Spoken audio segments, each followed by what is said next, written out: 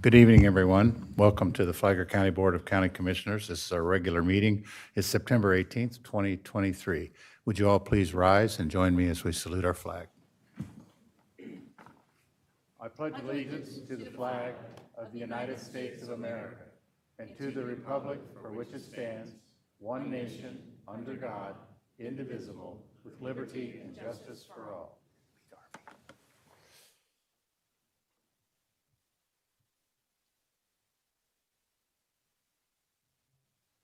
And now, as we always do, we're going to observe a moment of silence where I encourage each of you to think about the good things in your life. Think about our first responders.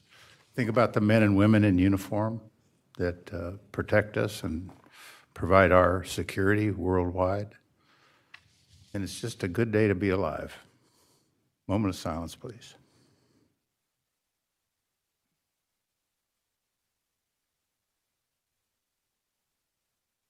Thank you.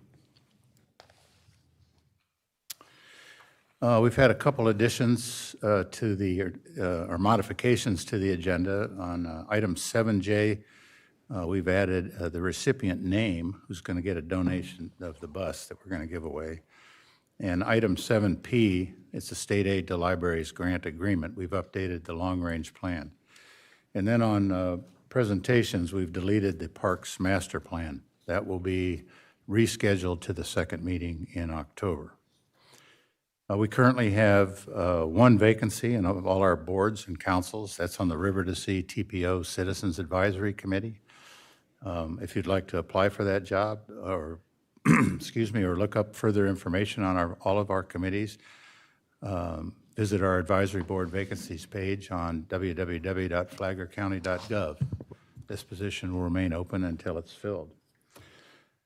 We've got a couple items coming up. We have the Pink Army photo with the pink fire truck Monday, October 2nd, 8:30 a.m. out in front of the GSB. That's an annual event.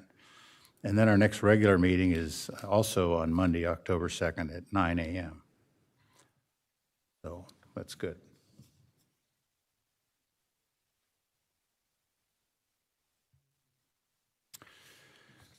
It's time for community outreach. This 30-minute time period has been allocated for public comment on any consent agenda item or topic not on the agenda. Each speaker will be allowed up to 3 minutes to speak and to address this commission. Speakers should approach the podium, identify themselves, and direct comments to the chair. The podium is now open.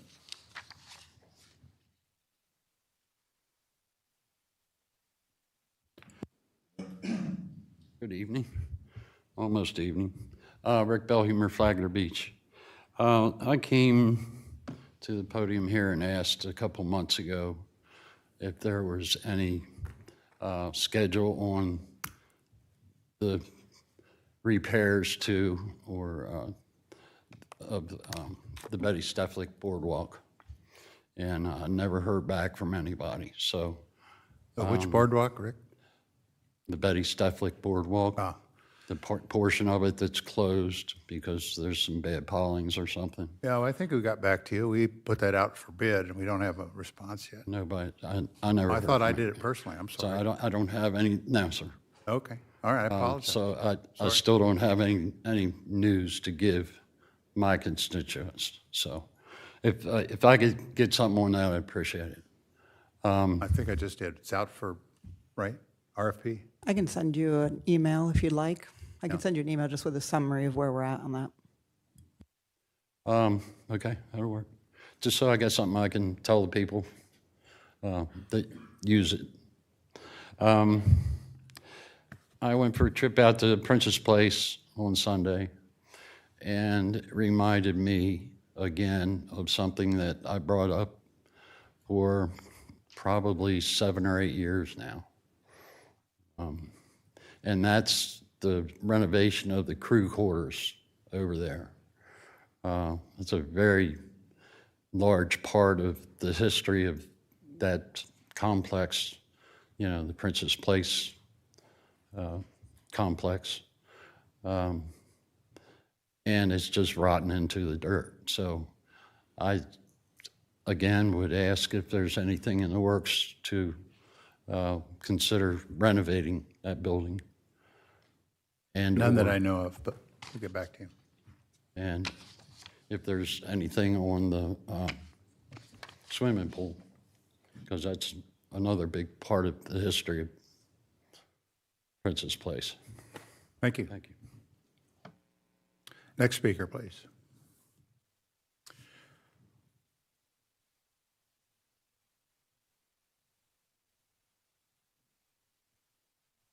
Good evening, George Mayo, Palm Coast. With recent news the past couple of days, I've asked this question of this council many times for many years concerning ransomware. I know we keep being told that our system is safe and secure and we have excellent people doing an excellent job. And yet you see the casinos, MGM and Caesars Palace being held for ransomware. Caesars just paid $15 million to unlock it. And also in the news, there have been municipalities that have been hacked and held for ransomware. And so I want to continue to ask this in case, we are subject to that.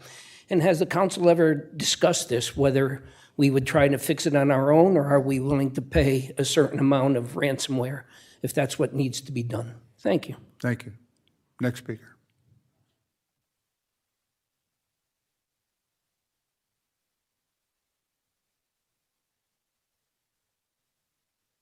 Good evening, Chair and Commissioners. Amy Lukasik, Tourism Development Director. I just wanted to quickly share with you 3 important milestones that our office and the Flagler County Cultural Council, FC3, have just accomplished. With the help of our office, administration, and legal, we have now finished and executed the promotional service agreement for the organization, and we have provided them the funding for those services just last Thursday. So they do have the check. So those are important milestones that we've been looking to accomplish. The third is that our office has retained a facilitator for the organization to conduct a countywide arts, cultural, and history strategic plan for the entire county. So a committee has been formed. One-on-one interviews have started to be scheduled, and we also will be doing online surveys for elected officials, stakeholders, partners, and the public in general. We'll be putting out a press release when that survey is ready so everyone can give their input and opinions and thoughts as to how the organization should move forward. Thank you. Next speaker.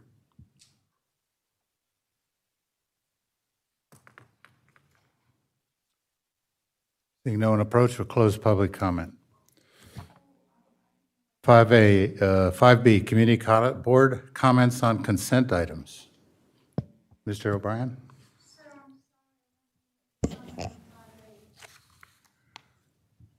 Well, you should have been here earlier, ma'am. We'll have another chance later on, and you can discuss that item. Mr. O'Brien? We're just doing comments on... Just comments Yes, on sir. I just wanted to note, well, 2 things. No, just the one, I guess, for this part. I just wanted to highlight the grant application that Ms. Albanese is working on behalf of the library, which is item 7O.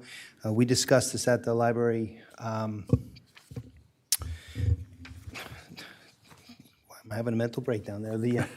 Our advisory board. Yeah. And this is a pretty significant grant. We could possibly get up to $4 million because we're kind of in the sweet spot of this grant, as you have read, in the backup. But I just wanted to highlight that and say that would go a long way towards building that building, and the fact that we have it multi-purpose helps us in this application. And just kudos to Holly and her team for putting it together and working on it. I know it's a very substantial application process, and they're doing great work. Good, So. thank you. Leanne? Just a quick comment on 7U, that is our legislative priorities.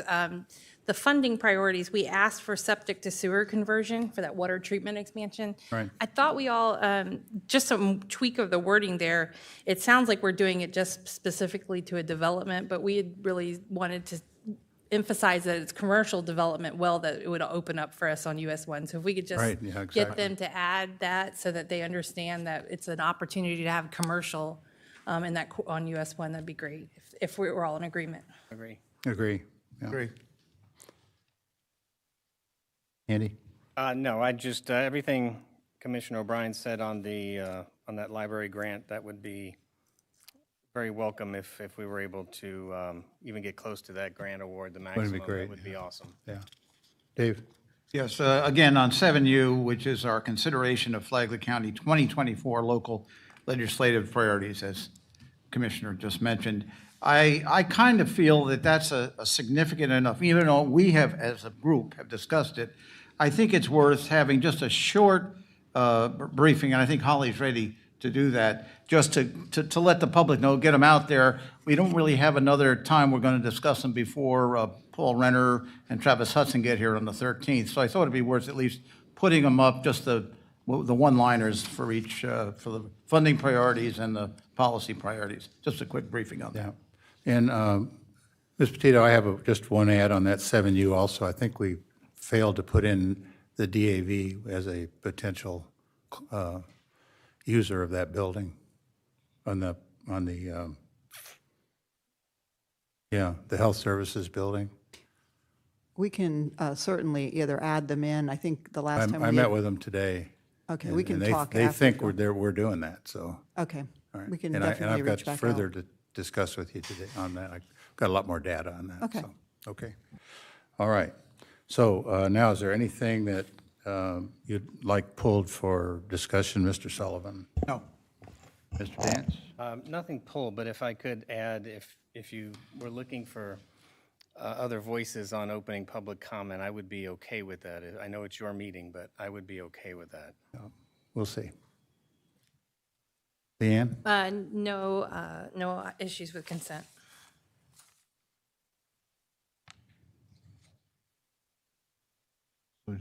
You want Holly to do that? Don, did you have any? Yes, sir. I do have to pull item 7M. I don't have a problem with it, but we need a separate vote because I need to abstain because I have a Okay. conflict on one of the applicants, so.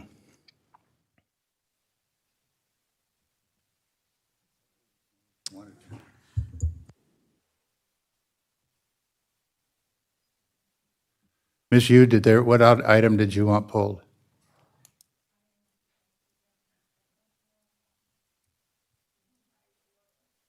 No, you don't need to come up, just tell me.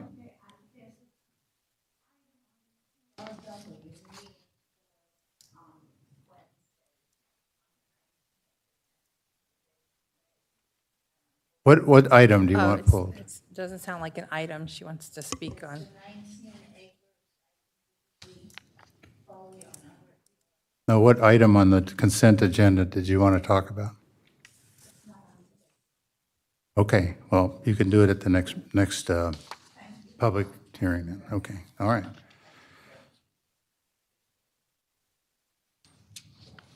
Okay, I'll entertain a motion to approve the consent agenda.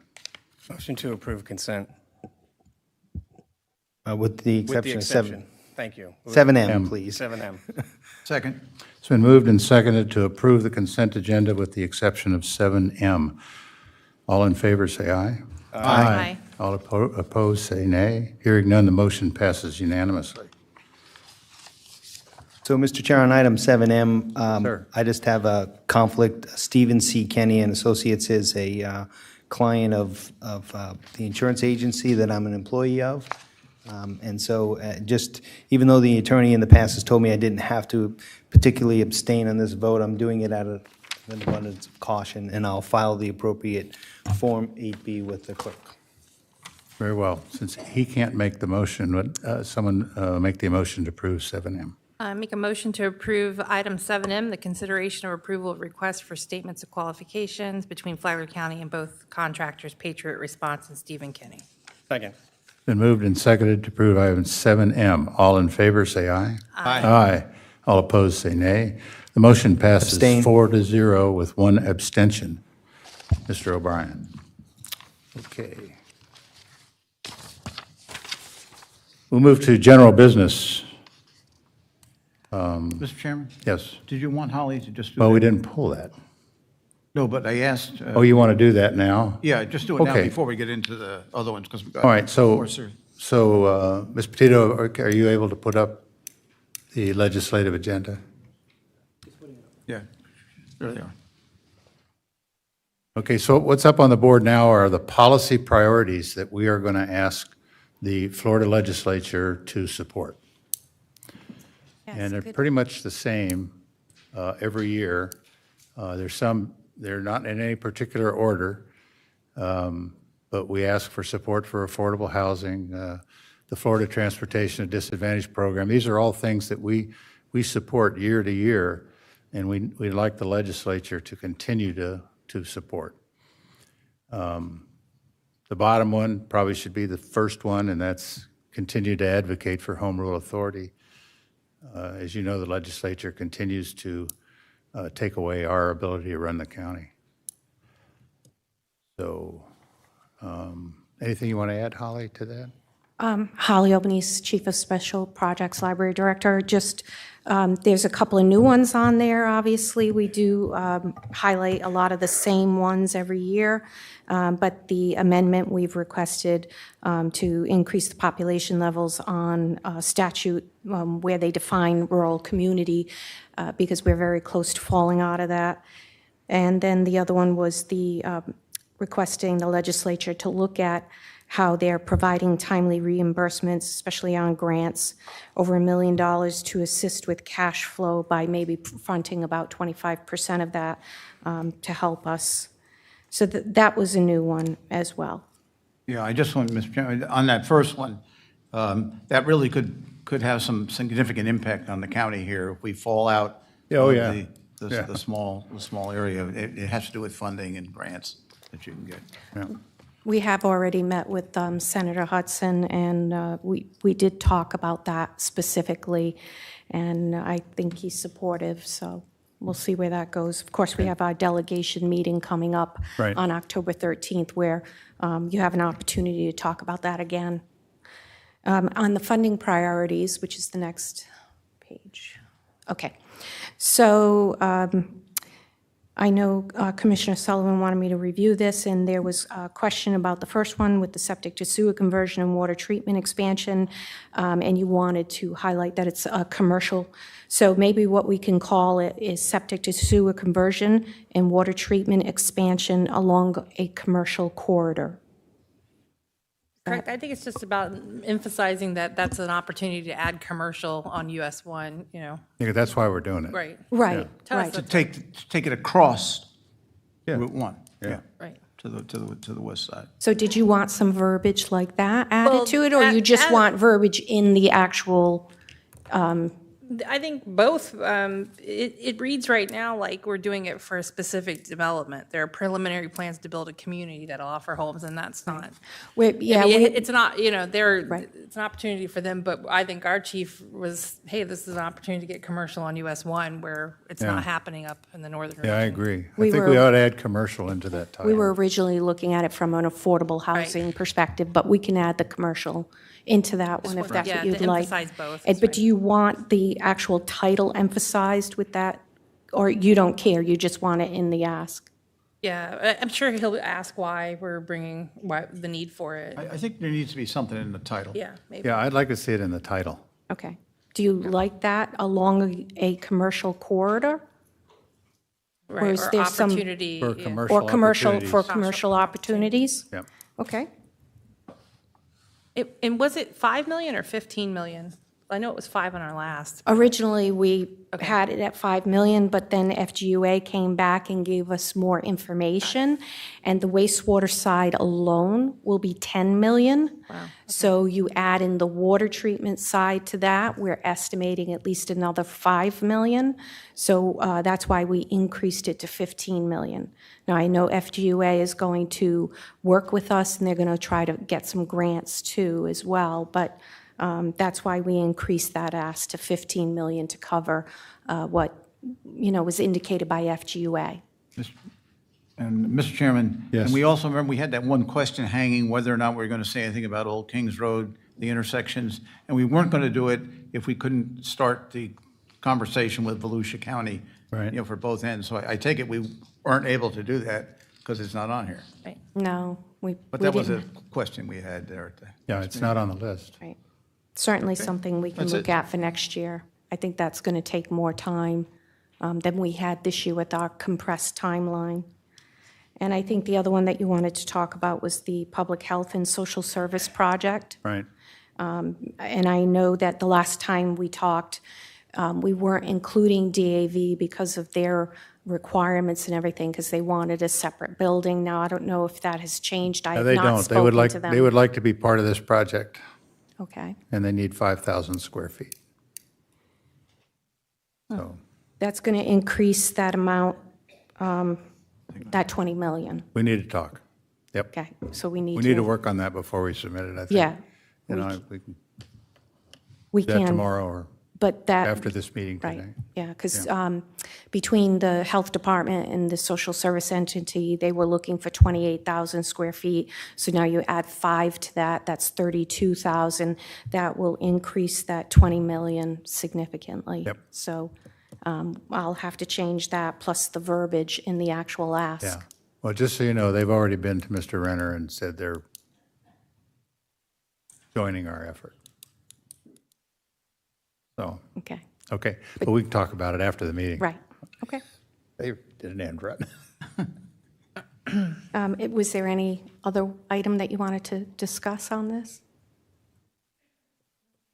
No, some big numbers on there. Yeah. Well, the general aviation, from our last discussion, Roy said that he could reduce that, and we did reduce that one. But we did increase, obviously, the first one, so that made up for it. So we have 2 that we have to adjust. Are all the rest fine? Yeah, I think so. I think we're ready to go, except Okay. for those 2. All right. All right, thank you. Thank you, Holly.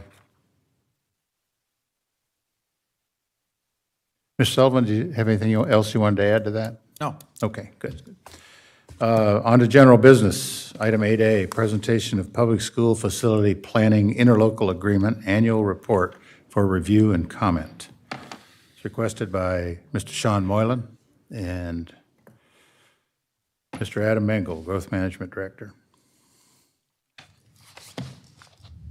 I sent the wrong one? Uh-oh. I think I sent the wrong PowerPoint, so I guess it's going to be a long meeting.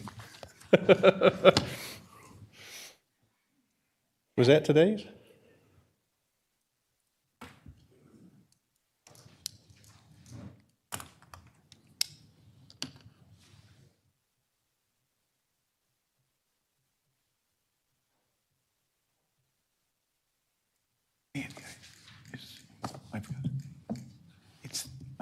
I may need the board's indulgence to go ahead and do the budget hearing so that I can get the correct PowerPoint the way it looks. There it is. Awesome.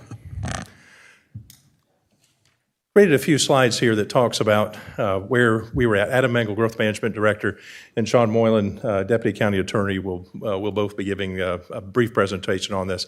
Also have representation from the school district staff to talk about this item. So this is an offshoot from the Oversight Committee meeting regarding the school facilities planning interlocal agreement. And so we had that Oversight Committee meeting, and part of that Oversight Committee included the presentation of the annual report presented jointly by the local governments and the school district staff, which included a lot of data that mainly shows our growth projections, what we anticipate to have happen collectively. We all participate together in generating this annual report. And the guidance that we have in the ILA specific to the annual report says the Oversight Committee reviews it, looks at it, provides technical recommendations forward for any revisions to the ILA. But this paragraph, and I emphasize this, had that ability for the individual boards to review the annual report. And the Oversight Committee had come back and said, let's have that happen this time. And so that's what we've all done separately.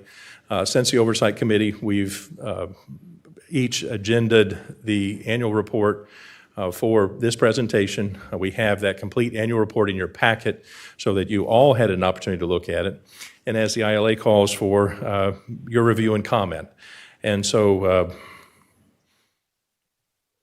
We've got the projections in there. That's probably the biggest point maybe of some discussion is the work of Davis Demographics anticipating student enrollment to be over capacity at the high school level by 2029-2030 school year and at middle school level by 2030-2031. School district's capital plan providing for design for a new high school starting 2030-2031, design for a new middle school to start 2031 to 2032. So if you notice there, design would start after overcapacity occurs in both those situations. District-wide student enrollment increased by 372 students between 2017 and 2022. And so what we were looking at, what we were discussing is, what are we anticipating to change here that's going to cause this overcapacity to come into the system? Well, that's based on what's called the student generation rate, and that's updated annually through the ILA based on current local data.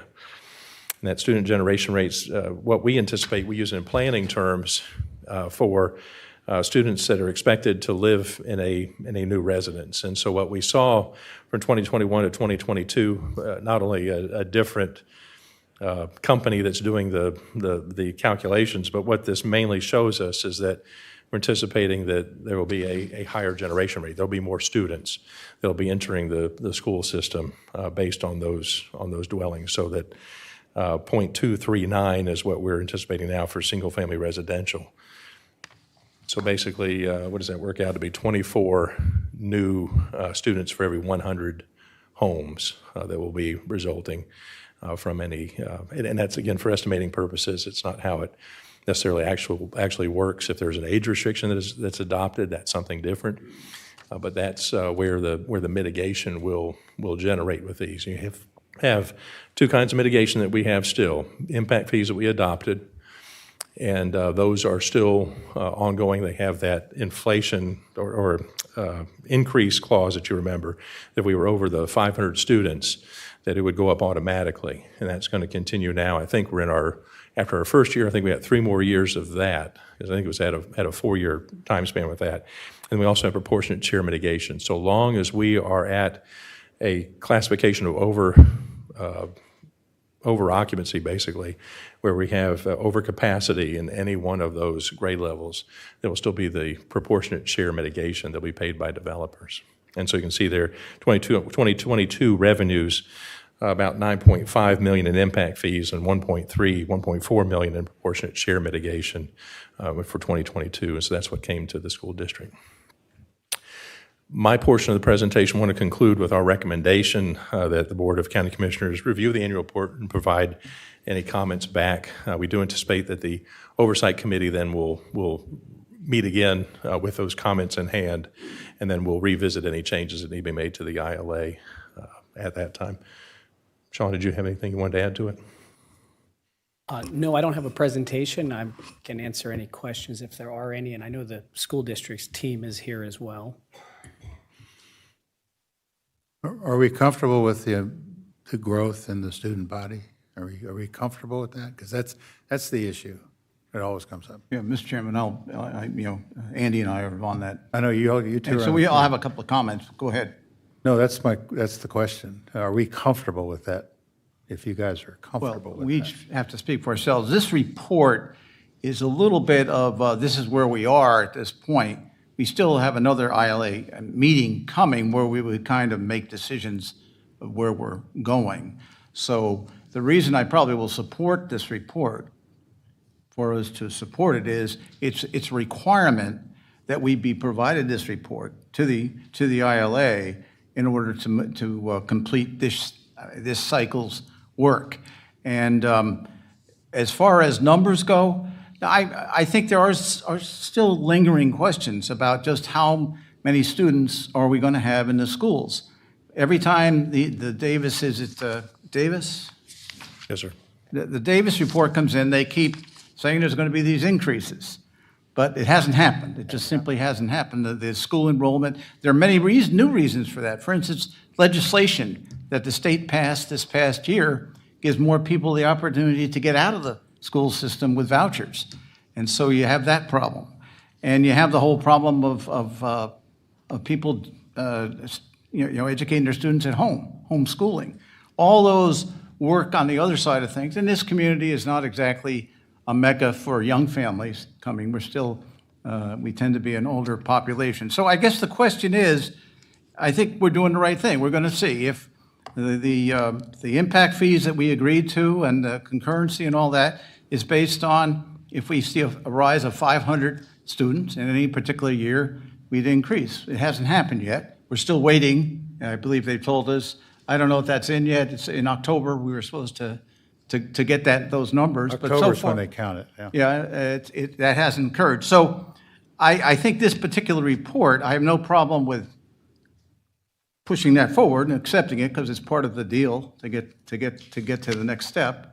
And so that's where I am. I think the numbers are still the big question. And I'm a big one to wait and see on these and not just guess that the projections are going to be good. We wait, well, how did it work out this year? And my guess is it'll be not quite as much as they thought. Okay, that's it. Mr. Dance, do you have something to add to that? Yes, please. Thank you. As far as the ILA that we approved last year, I don't have any recommendations for modifying the ILA.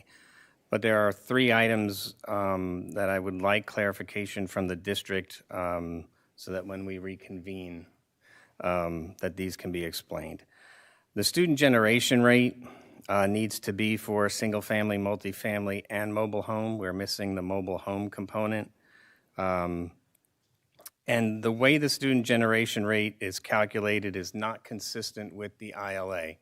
So I'd like the student generation rate to follow the language within the ILA, which states specifically the student generation rate shall be calculated separately for single-family residences, multifamily residences, and mobile homes by dividing the total number of each of these housing types by the number of students living in each housing type. And as I remember, those generation rates were modified with additional calculations for birth rate and mobility. And those 2 items are not in the ILA. So I would like them removed and just go by the language that's in the ILA. I raised a question at the meeting about a bump that's shown in enrollment between the years 2027 and 2028. And a consultant gave me a brief review, but in the context of the meeting, it's hard to put that into overall context with the numbers. So I'd like a written explanation of how that bump occurs because it has long-range effects after those years. And then the one thing in looking at the report that I have trouble putting is the inconsistencies that's in the 5-year CIP. And this has long-range effects in really in how we plan. So over the past few years, 4 years in general, we haven't changed a lot in the numbers. It's been stated factually that the increase is incremental and not been exponential yet. But we've gone in the last 4 years from in the CIP to not recommending any capacity issues in 2020. And then it's gone from adding the Matanzas expansion, which is now under construction. And even with Matanzas construction, I believe we're still at a deficiency in space for high school. So proportionate fair share is still being charged for high school, even though the capacity. And that's a problem only from trying to make the claim to our partners that we're adding capacity in projects, but we're not solving the problem. But now the current CIP does show a new high school, which will be, they still need a location for it, but I think design is in next year's budget. So that acknowledges that there's still an issue with that, but I'd like clarification on middle school because there's nothing in the CIP about middle school.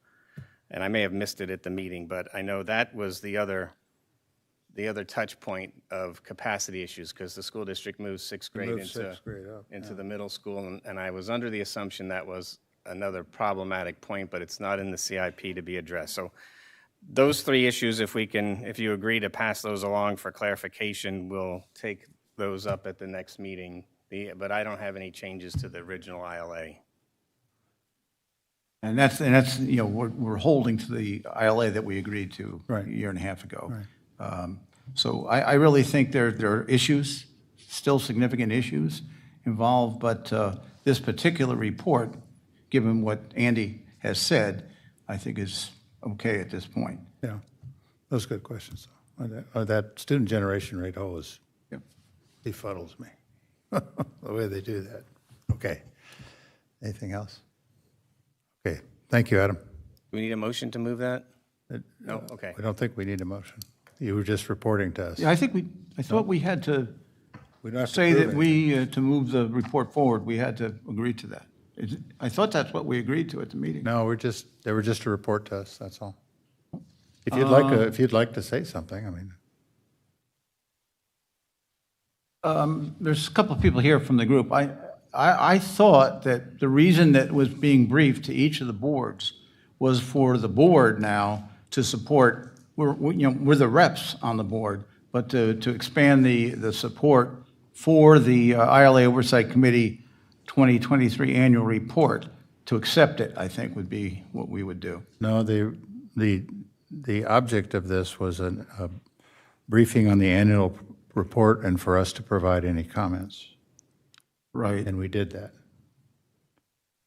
Okay, so our agreement would be to pass those three comments on.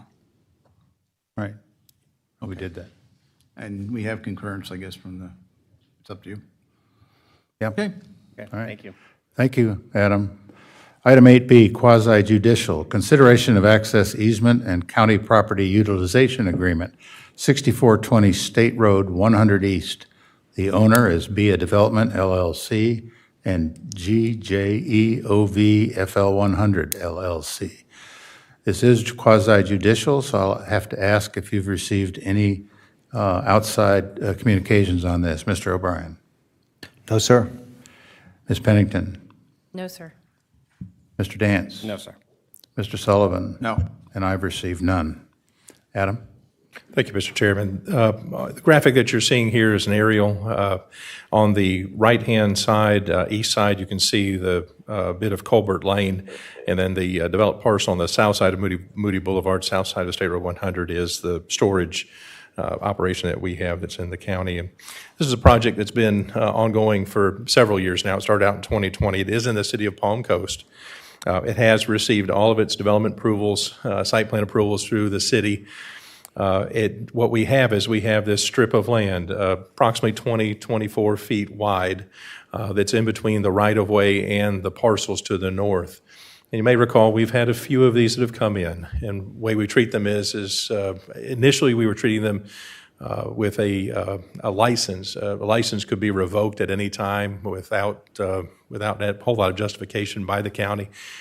This is another approach. We may yet have a third approach we may use, so I don't want to burden you with precedent with this, but at this time, this access easement agreement that we put together, we've talked with Sean, and I also worked on this quite a bit, several months now in the making with the parties, and we think we're at the point now, and especially because of the timing and the schedule that they're on, where this easement's appropriate for you to take the action on this. The parcel was intended to be the sidewalk parcel, and in the end, the sidewalk was actually put into the right-of-way. And so we've got, again, we're left with this remnant piece that ITT, Community Development Corporation, gifted to the county effectively. And so we've had to deal with it with these projects, and we'll have yet more to come. That DRI that's recently been resurrected now as a master plan development that's to the west of this parcel will be yet another request that we'll come back with. And so you'll see it likely come back again.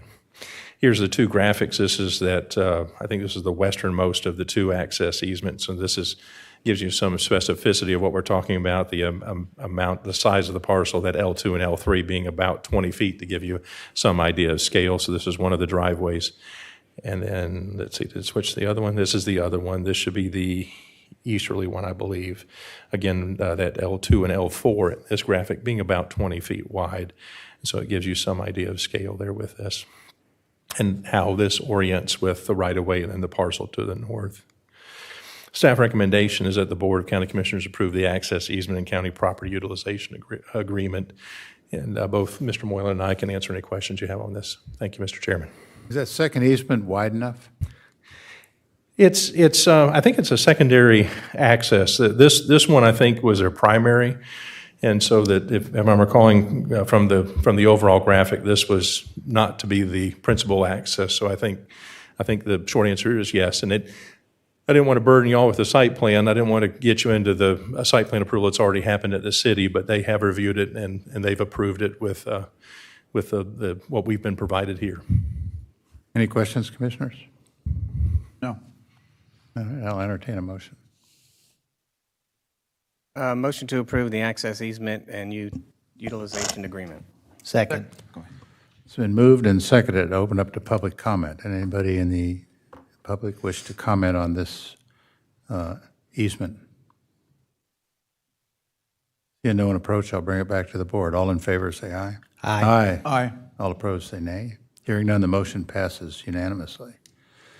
Item 8C, adoption of a resolution to vacate a portion of the plat of the Hidden Hammock subdivision in R1B, Urban Single Family Residential Zoning District. Daniel G. McFarland and Susan C. McFarland, husband and wife. 15 Hidden Hammock Court, parcel number 38-11-31-30-50-0040. Adam. Thank you, Mr. Chairman. This is the aerial for the subject parcel, and you can see the home that's constructed there, and fairly recent aerial, so you can see a bit of the pool under construction and the deck that's coming to the south. And then these are the, I think it's 6 total lots that are here that are affected by this 20-foot wide easement that's at the back, drainage and wall easement. And so that similar situation as its neighbors, the permit had come in showing that the pool and paver deck had abutted right up to the edge of the 20-foot drainage and wall maintenance easement. And then as permitting continued, we would ask for an as-built. The as-built came in and showed just over a foot encroachment at its northwesternmost corner of the paver deck. That's required us to come in for this partial plat vacation. And so what the request is to vacate the entire 1-foot strip all along that eastern edge of the 20-foot drainage and wall maintenance easement. We have the consent of the utility companies. The HOA's also signed off on this as well. And you see in the packet, this is the 20-foot drainage and wall easement copied from the plat itself. And then this is turned so that what you'll have on your right-hand side is north, the intercoastal's at the top. The home you just saw is at the south, at the bottom to the east side. And then the south side, your left-hand side, is the bottom of you can see how it angles. And so that 19.48 is the measurement from the rear property line at its northwest portion to the northwest portion of the pool and paver deck. So you can see that 0.52, a foot will take care of it. Request the board to adopt the resolution for the vacation of the portion of the Hidden Hammock subdivision described as the easternmost 1 foot of the 20-foot wide drainage and wall easement within Lot 4, as depicted on the Hidden Hammock subdivision plat recorded in Map Book 37, pages 57 and 58 of the public records of Flagler County, Florida. Thank you, Mr. Chairman. Thank you, Adam. Commissioners, any question on this? I'll move to adopt the resolution to vacate a portion of the plat of the Hidden Hammock subdivision in the R1B zoning district. Second. Been moved and seconded to approve item 8C. I'll open up to public comment. Anybody in the public wish to comment on this? Seeing no one approach, all those in favor say aye. Aye. All opposed say nay. Motion passes unanimously. Item 8D, adoption of a resolution to vacate a portion of the plat of the Sugar Mill Plantation Phase 2 subdivision in the PUD, that's Planned Unit Development, zoning district. Stephen Swearingen and Kelsey Swearingen, husband and wife, 45 Audubon Lane, parcel 37-12-31-5627-5 20-0640. Adam? This one's a little different than the prior one. This one is one that's in advance of the permit being issued. It was submitted for a building permit, the subject parcel shown here on the aerial. And at the rear of that lot, rear of all of these lots, you have this language from the plat, grading, drainage, and utility easements along the front and rear lot lines. And so this one had previously gone through a variance. The variance has been approved. We had also a setback issue as well here. And so then when we reviewed the permit application, saw also the plat, realized that we needed to come in for a 5-foot vacation out of the 10-foot grading, drainage, and utility easement. And so that application's been made. We've done our notifications. We have the consent provided from the utility providers. The HOA's Architectural Review Board also has signed off on the plans that you have here.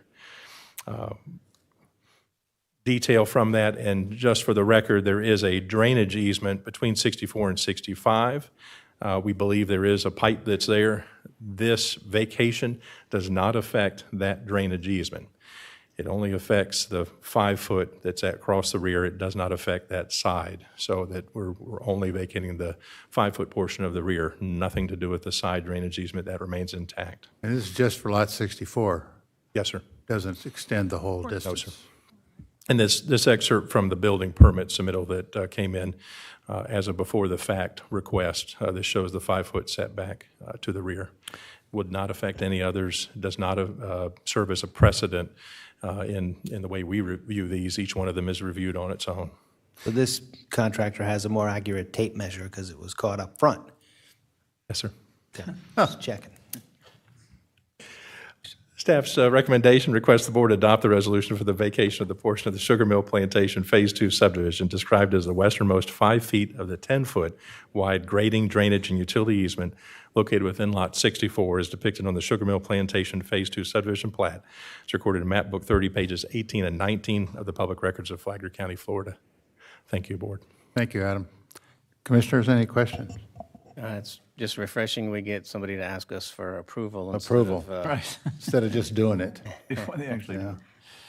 I'll make a motion for adopt a resolution to vacate a portion of the plat of the Sugar Mill Plantation Phase 2 subdivision in the PUD zoning district for lot 64, for 46 Audubon Lane. Second. It's been moved and seconded to approve the adoption of a resolution to vacate a portion of the plat of the Sugar Mill Plantation. Open it up to public comment. Anybody in the public wish to comment on this adoption?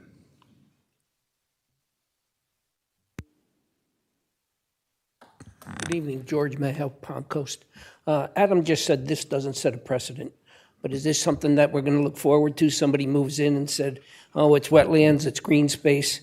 I know I'll be able to get another 5 feet out of this, maybe another 7 feet. Let me build a bigger deck, let me build a bigger pool, because I know I'll just go there and they're going to say, okay. So if this does not set a precedent, that's fine, but if this just continues on, we keep losing green space in wet areas. Thank you. Thank you, George. Next speaker. Seeing no one approach, I'll bring it back to the board. All in favor, say aye. Aye. Aye. Aye. All opposed, say nay. Hearing none, the motion passes. On to item 9, public hearings. Item 9A, time certain. We're past it. Time certain, soon there, second and final public hearing for fiscal year 2023-2024 budget. Requested by E. John Brower, Financial Services Director. Yes, sir, Mr. Chair. John Brower, Financial Services. This is the second of 2 public hearings to finish up FY24 budget. So we can just go by the script like we've done year after year to make sure we get everything in and in the right order. The Flagler County Board of County Commissioners convenes the final public hearing on the Flagler County fiscal year 2023-24 final millage rates and final budget as required by Florida statutes Chapter 129 and 200. If anybody in our audience is here for the purpose of contesting their property value assessment, a petition for adjustment with the Value Adjustment Board should have been filed by 5 p.m. Monday, September 11th, 2023, as stated on the trim notices that were sent by the county's property appraiser via first-class mail to every taxpayer on the property value assessment roll. For those in attendance wishing to address the board on this evening's proposed actions, citizens' comments will be taken following an explanation of the final millages and budget by the Financial Services Office of Management and Budget team, and as part of each motion presented to the board for consideration. The Financial Services Director, John Brower, will now present the FY24 final millage rates and final budget overview. Mr. Chair, this evening we'll take several actions related to the adoption of the final millage rates and final budget for fiscal year ending September 30th, 2024. Tonight's hearing is the second of two public hearings required to be held per Florida statutes for taxing authority to properly adopt millage rates and a budget for the upcoming fiscal year.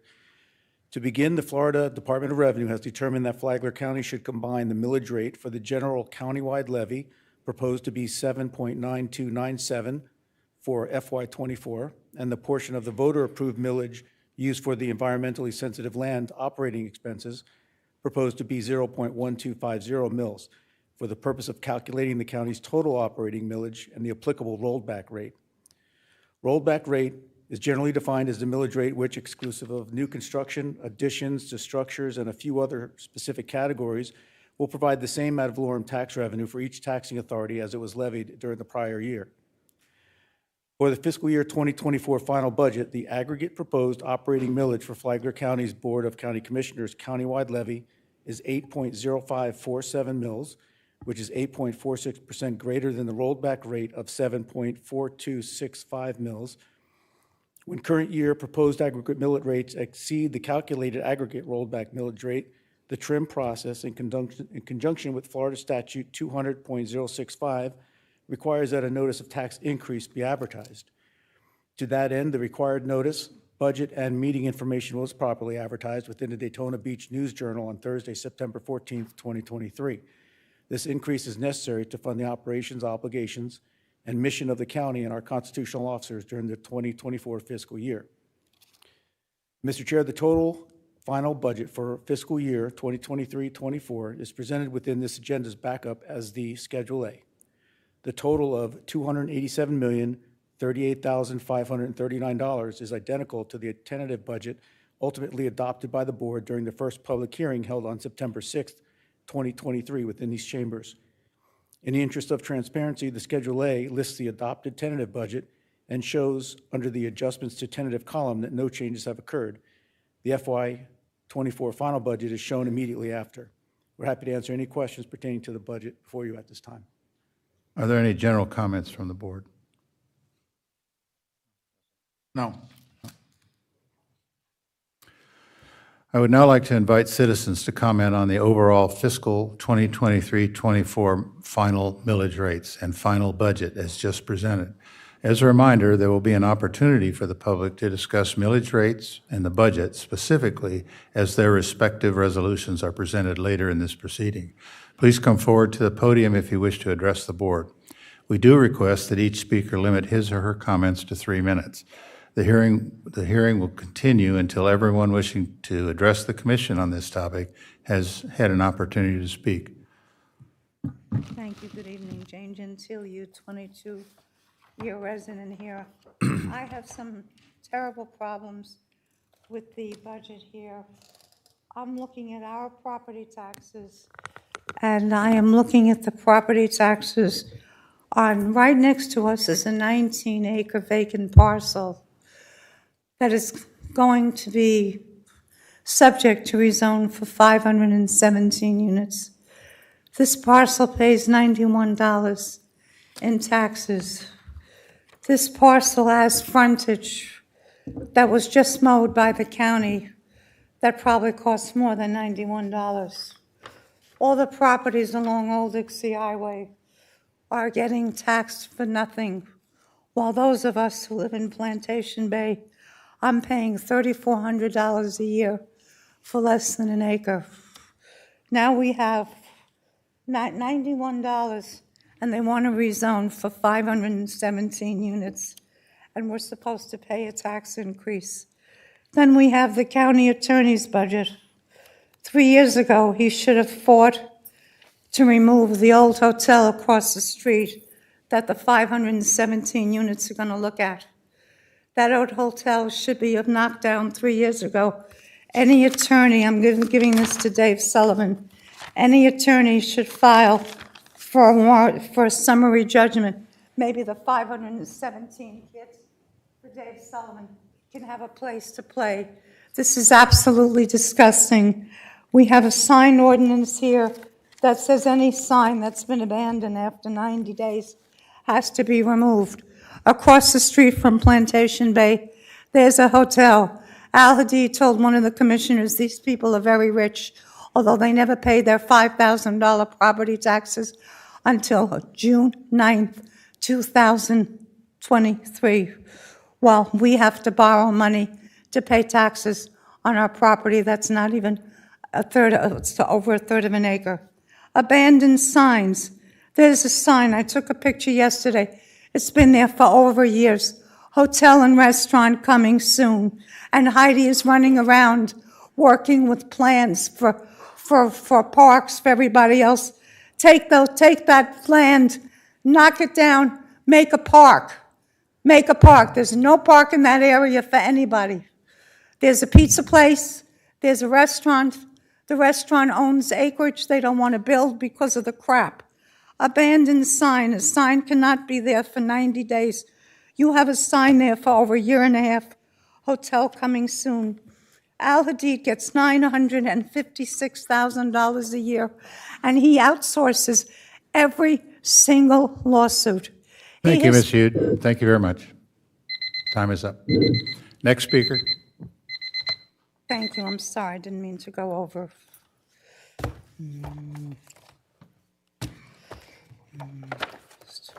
Hope you vote no, it's disgraceful. Seeing no one else approach, I'll close public comment. Mr. Brower. Mr. Chair, Florida statutes require the board to adopt the final millage rates prior to adopting the related final budget. As such, before you is resolution number 2023-85, a resolution to adopt the final millage rates for the fiscal year ending September 30th, 2024, pursuant to the provisions of Chapter 200 Florida statutes, providing for conflicts and severability and providing for an effective date. This resolution includes the general fund millage of 7.9297, the voter-approved millage rate for the environmentally sensitive lands operating budget at 0.1250, the voter-approved environmentally sensitive land debt service millage at 0.1250, and the general obligation bonds millage for the Judicial Center at 0.1546. The total millage rate for FY24 is 8.3343, which is 0.0119 mils lower than FY23. Move to approve resolution number 2023-85, adopting the final millage rates for the fiscal year ending September 30th, 2024. Second. Been moved and seconded to approve resolution number 2023-85. Now open the public comment. Anybody in the public wish to comment on this? Seeing no one come forward, I'll bring it back to the board. All in favor, say aye. Aye. Aye. All opposed, say nay. Hearing none, the motion passes unanimously. Mr. Chair, subsequent to the board adopting the FY24 final millage rates is to adopt the corresponding FY24 final budget. Before you is resolution number 2023-86, a resolution to adopt the final budgets for fiscal year ending September 30th, 2024, pursuant to the provisions of Chapter 200 Florida statutes, providing for conflicts and severability and providing for an effective date. I move to approve resolution number 2023-86, adopting the final budget for fiscal year ending September 30th, 2024. Second. It's been moved and seconded to approve resolution number 2023-86. Anyone in the public wish to comment on this motion? Seeing no one approach, all in favor of this resolution, say aye. Aye. Aye. All approved, say nay. Hearing none, the motion passes. Mr. Chair, staff request permission from the board authorizing the county administrator to execute the ministerial documents required to complete the millage rate and budget adoption process required by Florida statute. I move to grant the county administrator ministerial authorization to execute the documents required to complete the millage rate and budget adoption process. Second. It's been moved and seconded to grant the county administrator ministerial authorization to execute these documents. I'll open it up to public comment. Anyone wishing to discuss this motion? Seeing no one come forward, I'll bring it back to the board. All in favor, say aye. Aye. All opposed, say nay. Hearing none, the motion passes unanimously. Mr. Chair, the Flagler County Board of County Commissioners has completed the annual budget adoption process for fiscal year 2024. All requirements as mandated by Florida law have been met. Thank you. This concludes the second and final trim-related public hearing to adopt the FY24 county budget. We'll now proceed to item 9B, which is quasi-judicial. Application number 3376, request for approval of a preliminary plat for Amber Woods, parcel number 22143140 01010-0130 and 24143140 01010-0140. It's 14.36 plus or minus acres. The owner is U.S. Capital Alliance, LLC. The agent is Allen Engineering Group. Adam. Thank you, Mr. Chairman. The subject property should look familiar to you. We had it come forward to the board for its PUD, Site Development Plan and Development Agreement. So it's those two parcels. It basically, that center ends up being the portion that's being developed, trying to keep the wetland impacts to as much of a minimum as possible. We have the future land use depicted here, all part of the mixed-use low PUD designation consistent with the Hunters Ridge DRI development order. And then no portion of the property is within a special flood hazard area. It's all within Zone X. And the soils then being that Pomona fine sand for the predominant area of development. And you can see then on the wetlands map that encroachment that we expected to have happen. It's actually, when you do that site review, it's a little different, but at least we have that aerial, that 30,000-foot view that showed us that wetlands were present. Plat consists of those, how many pages? 4 pages. So we have the main cover sheet with the dedications we expect consistent with plats we've seen within Hunters Ridge. Then the key sheet and survey showing the boundary survey, and then the 2 detailed pages that follow that show the lot layout. We have the setback requirements that just wanted to recall these for you, the 5,500 square foot. We looked at each of the lots. They do meet the minimum, and what we have for the minimum lot width, and so we have that for each of the lots. Again, the 14 more or less acres, it is consistent with that single-family residential development for the low-density residential cluster use, and a maximum height of 35 feet. 40 detached single-family residential lots. We did have the PUD site development plan included details for the entry sites and the temporary sales center model home sites, and the board, Planning and Development Board, had recommended approval of the preliminary plat at its meeting. You have that set of minutes in your packet. With that, options available for the board: approval, subject to no construction to commence prior to issuance of a county land development permit, no final plat to occur until extension of potable water and sanitary sewer by the city of Ormond Beach. Waiver of the county's minimum corner lot width and secondary means of egress will be needed as part of the final plat approval, just foreshadowing. And then any subdivision improvements not completed by the developer to be bonded or other surety provided consistent with the requirements of the Land Development Code. Alternatively, the board could deny this application for preliminary plat and construction plans for Amber Woods, or continue it to a time and date certain for either staff or the applicant to be able to come back with additional information for the board that would enable the board to act affirmatively on the preliminary plat application. Ms. Buck is present on behalf of the owner for any questions or any concerns the board has. Thank you, Adam. It's quasi-judicial. I neglected to ask if any of you have received any communications regarding this. Mr. O'Brien? No, sir. Ms. Pennington? No, sir. Mr. Dance? I'll just note that after our prior review of this at the PUD level, I did meet with Adam and Sean and also the applicant and the engineer because of the questions I had about the PUD. I think at the end we agreed to disagree on certain things, but the point is this is an old DRI. The language has been approved a long time ago, and we have to deal with the language that's been approved prior. So that's it. Thank you. Ms. Sullivan? None. And I've had none. Commissioners, any questions on this? Mr. Dance, did you have anything to ask again, or? No, I'm good. You're good. Yeah. Okay. All right. If not, I'll entertain a motion. I move to approve application 3376, request for approval of a preliminary plat for Amber Woods, owner U.S. Capital Alliance LLC. Second. And moved and seconded to approve application 3376. I'll open up to public comment. Anybody in the public wish to comment on this? Seeing no one come forward, I bring it back to the board. All in favor, say aye. Aye. Aye. Excuse me, all against, say nay. Hearing none, the motion passes unanimously. Item 9C is also quasi-judicial. It's application number 3378, request for approval of a preliminary plat for Hammock Park, parcel number 40-10-31-3280-50-0010, 0020, 0080, and 0030, and 0050. The owner is DBD Solutions LLC. The agent is Stevenson Wilcox and Associates. It's quasi-judicial. Commissioners, have you received any communication on this? Mr. Sullivan? None.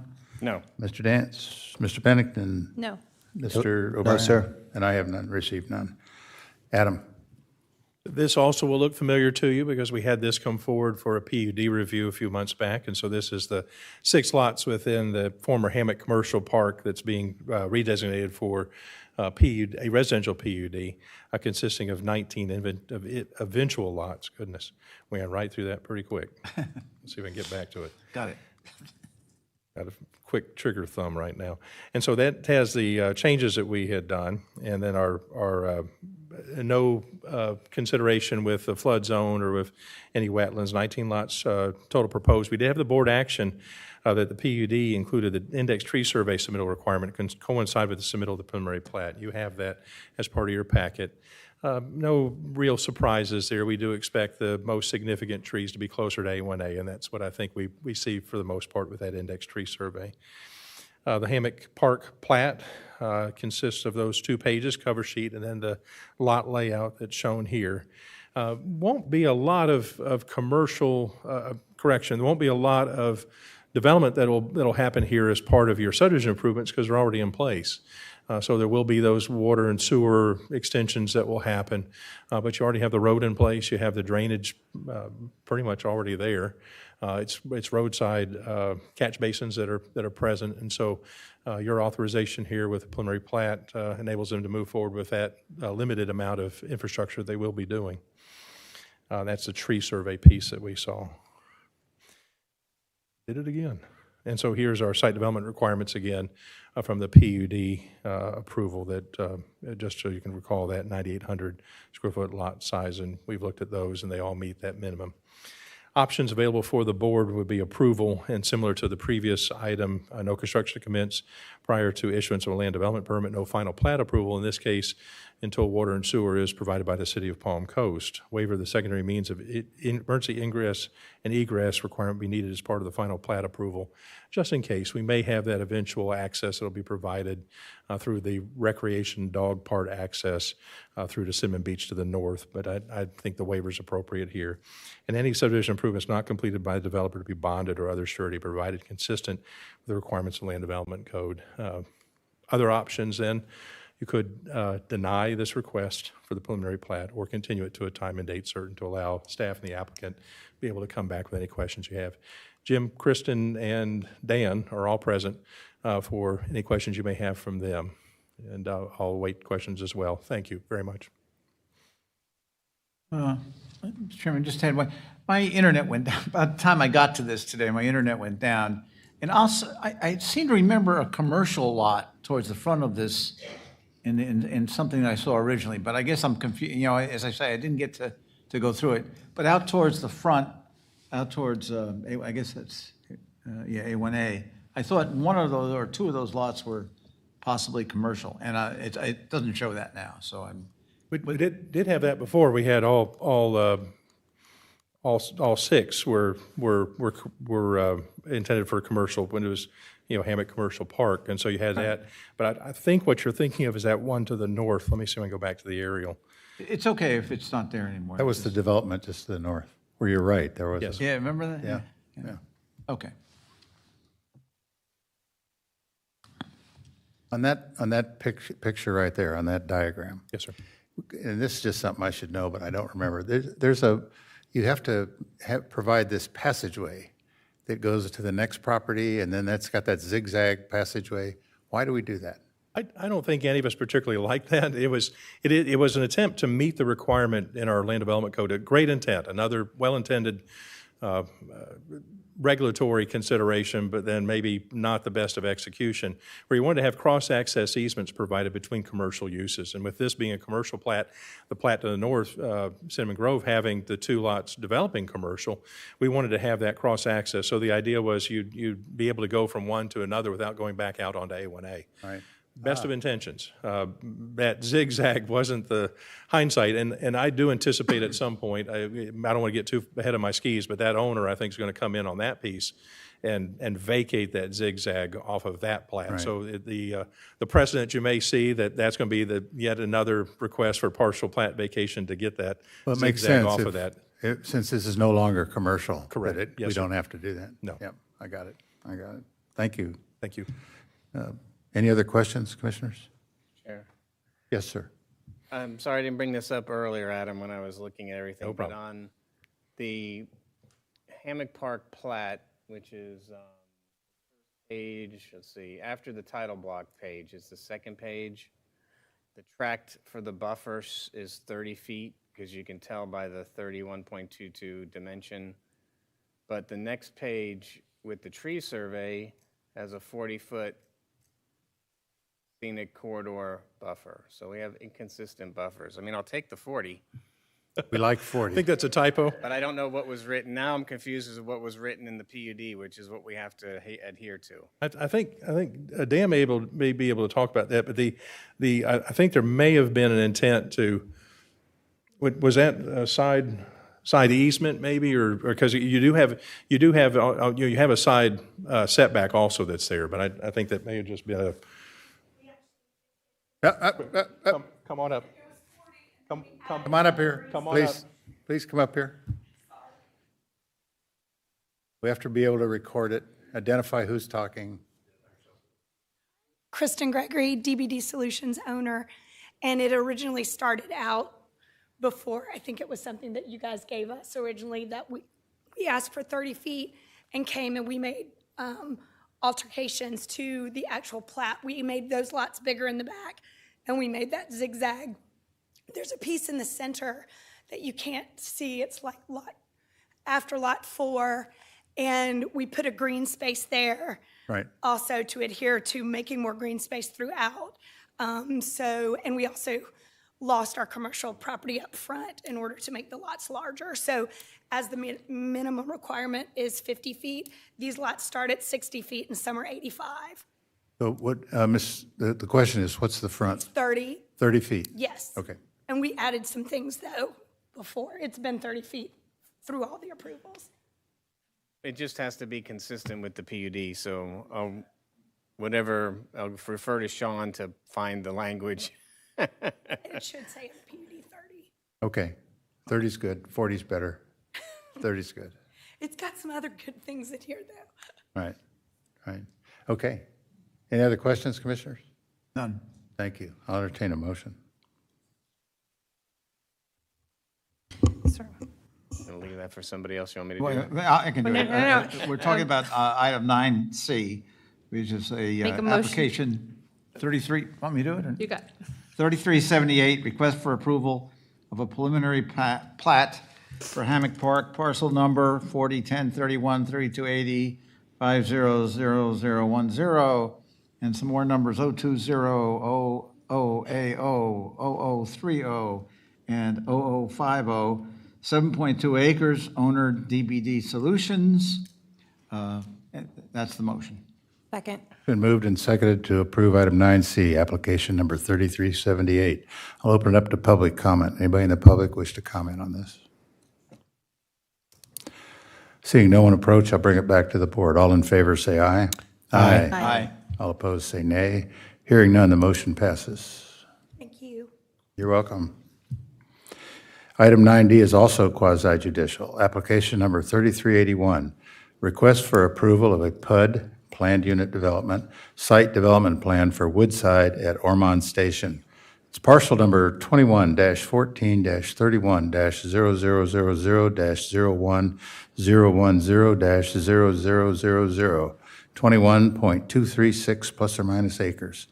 Owner is U.S. Capital Alliance, LLC. The applicant is Allen Engineering Group, LLC. Adam. Did you go through the Oh, disclosures? yeah, I'm sorry, quasi-judicial. Mr. O'Brien, have you received any contact on this? No, Mr. Chair. Ms. Pennington? No, sir. Mr. No. Dance? Mr. Sullivan? None. And I have not. Adam, thank you. Yeah, this one also will likely look familiar to you, or at least in some discussions we've had.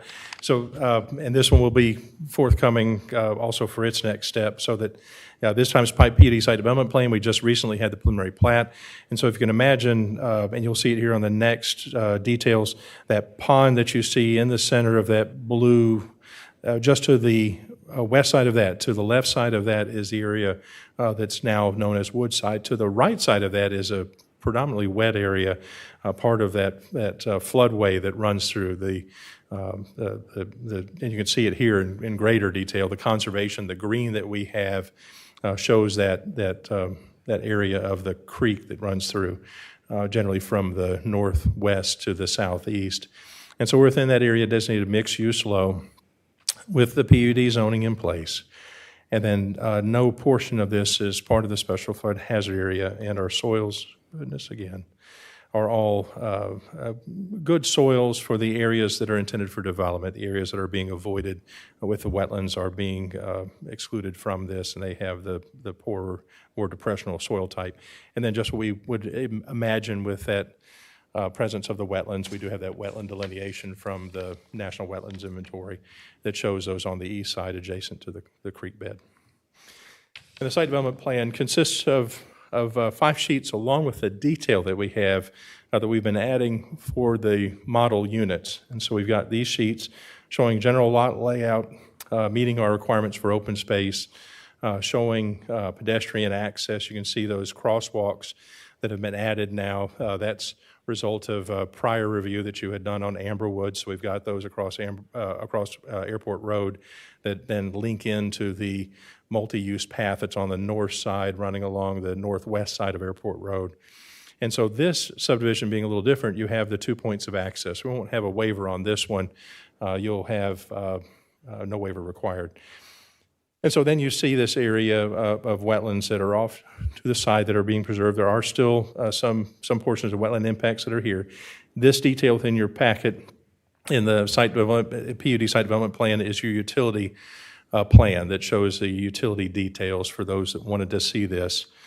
And then this shows the limits of the wetland impacts that we have. Remembering here that this had the consideration for the conservation parcel, the regional park parcel, and so the developer is able to enjoy wetland credits for those impacts that are occurring. We still have every confidence that they're attempting to avoid those where possible and minimize those impacts consistent with their development. And so far, they've held pretty true to that. And then this was that detail that we had for the temporary sales center that should that develop here, gives you that sample. We won't have to bring one of those plans back to you. This being approved as part of the PUD site development plan, this gives you that temporary use for residential lots for parking purposes in that scenario where they would have a model home that would be also used for temporary sales purposes. So that's the detail that we included within the packet. And reminding you then, or pulling this from the PUD site development correction from both the site development plan and the development agreement, these are the dimensional requirements that are part of the Woodside at Ormond Station PUD.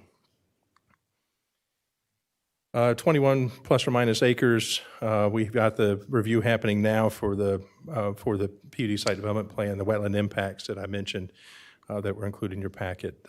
Options for the board. Could approve application 3381, the PUD site development plan and PUD development agreement for Woodside at Ormond Station, Hunters Ridge DRI, finding that the Woodside PUD site development plan and development agreement are consistent with the Flagler County Land Development Code, Flagler County Comprehensive Plan, and the Hunters Ridge DRI development order. Alternatively, you could deny the application.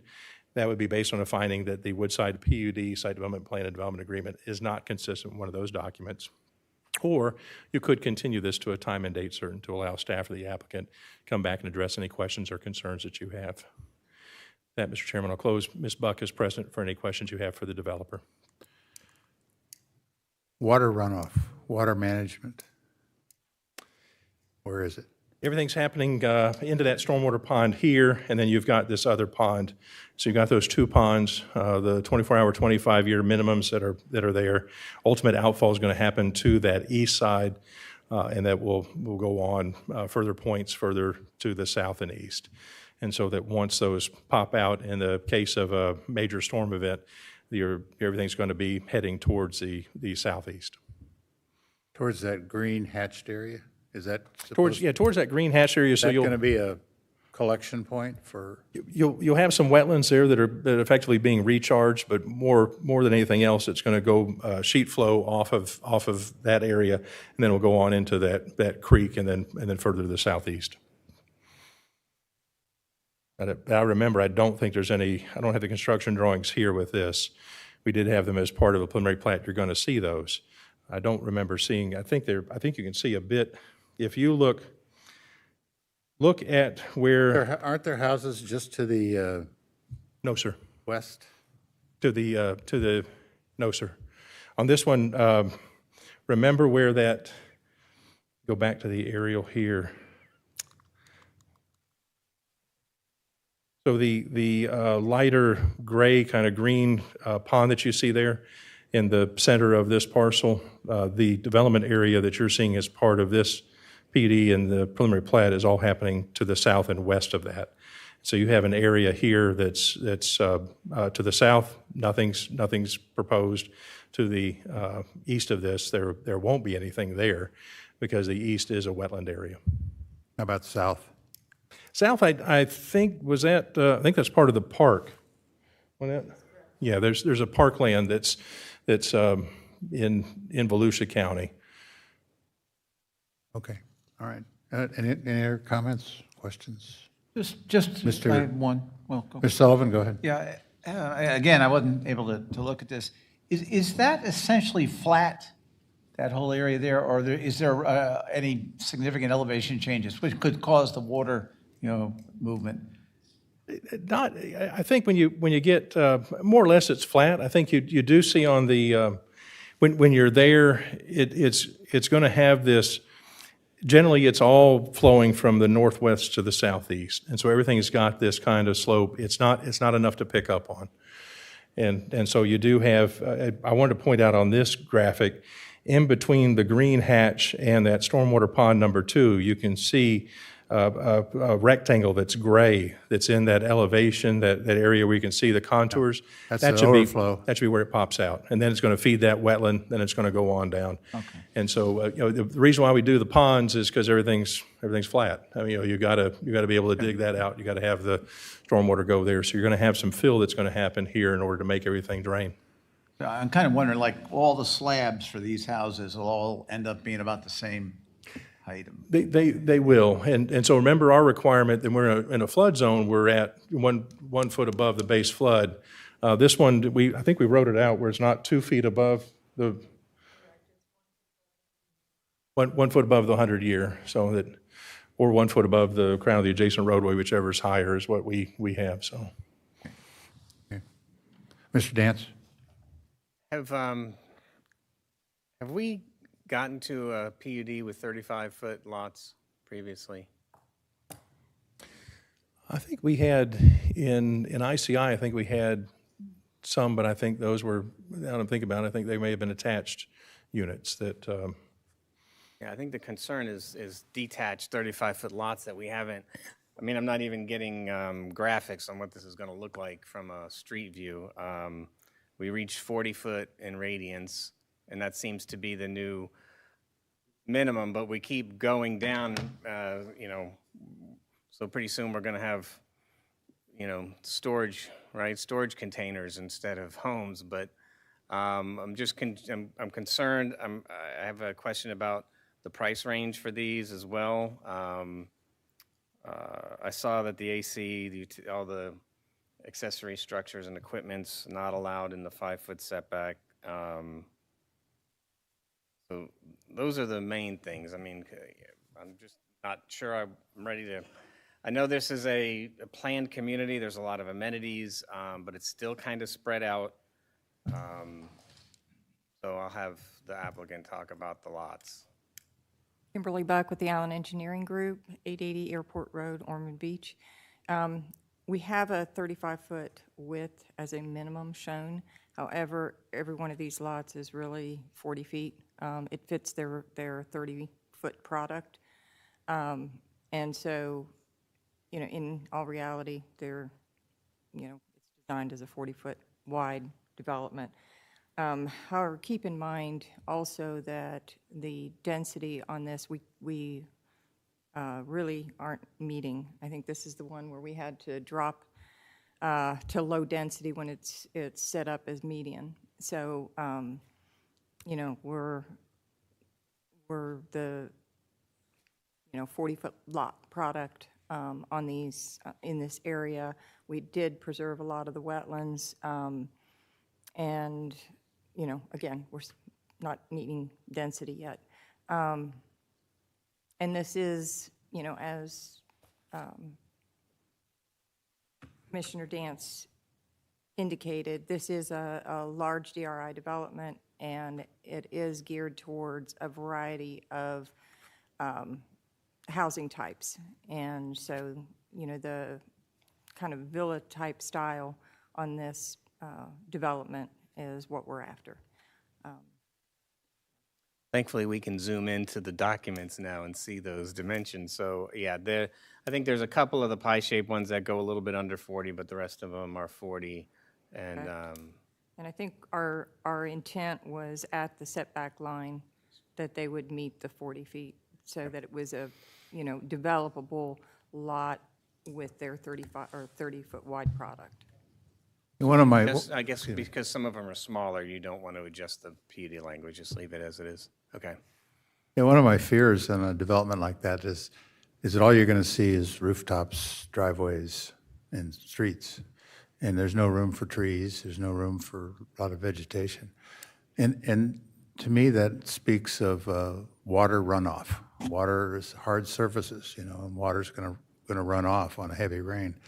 So that bothers me that you've thought about that, and you've thought about making sure the water goes to these ponds or off to that wetlands. We have, and just to give you an example, Adam said that, we're required to design to the 25-year storm. Right. We actually, in-house, we designed to the 100-year.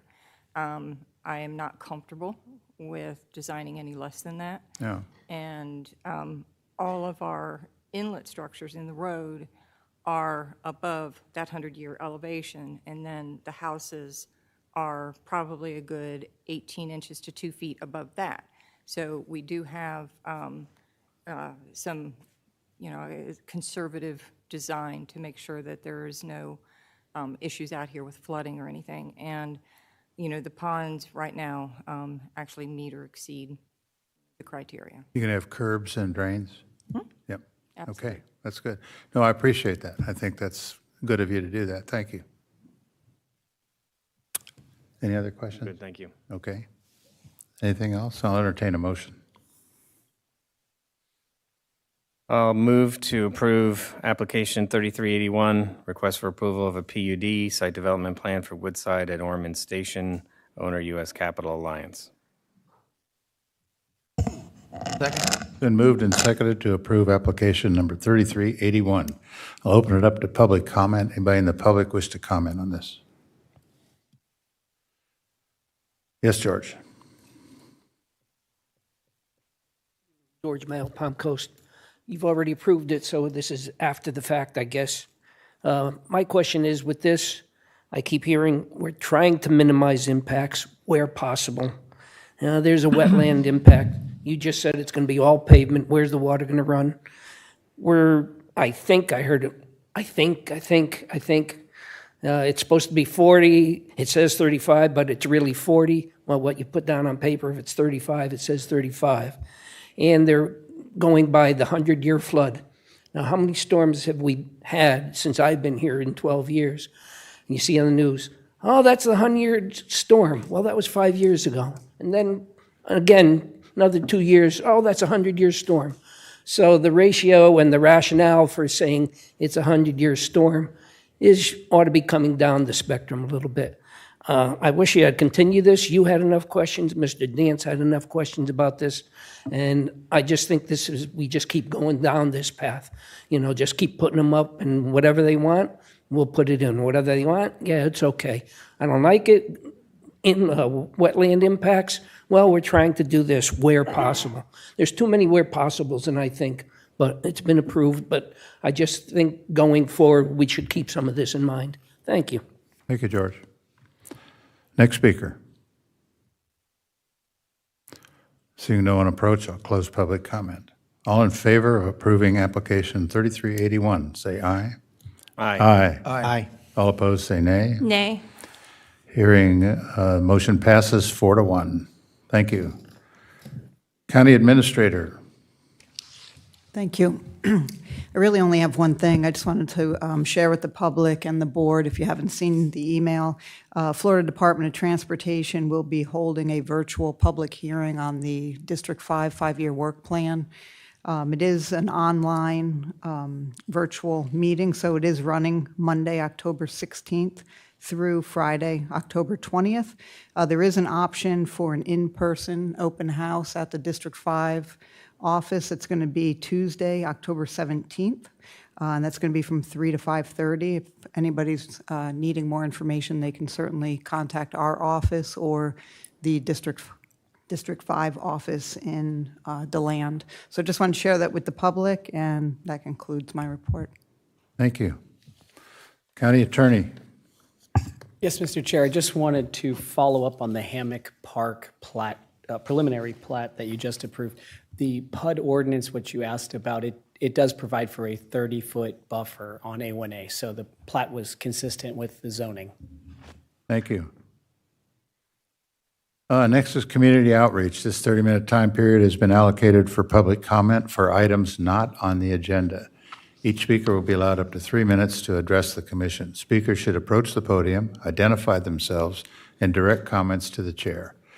Community outreach is now open.